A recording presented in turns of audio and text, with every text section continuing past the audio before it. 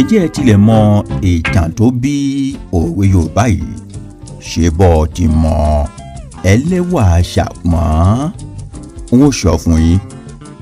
Ọdún ti gorí ọdún, oṣù ti gorí ara wọn ní ìlú Abẹ́òkúta, níbi òkè Olúmọ gbé dúró sí gangan. Ìyá kan ń bẹ níbẹ̀ tí ń ta àjẹpọ́nulá ẹ̀wà tí a mọ̀ sí ẹ̀wà ṣàpọ́n. Gbogbo èèyàn ló kádùn oúnjẹ ṣíṣe ìyá yìí débi wípé bí wọn kò ní owó àti rà á, wọ́n gbà á láwìn.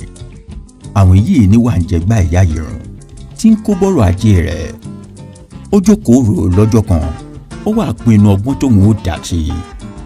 Bí òun bàrà bá wá tí ó fẹ́ ra ẹ̀wà, bó jẹ́ kọ́bọ̀ 10 ló mú wá, á ta ẹ̀wà kọ́bọ̀ 10 péré fún un. Bí wọ́n bá béèrè àwìn, á ní ó bá ṣe bọ́ ọ ti mọ̀. Báyìí ni àwọn ènìyàn bẹ̀rẹ̀ sí ń fún ìyá yìí ní ìnagijẹ ṣe bọ́ ọ ti mọ̀ ẹlẹ́wà ṣàpọ́n nígbà àwọn ọmọ ẹ̀ṣí rẹ̀ sí àwọn ìgbígbà.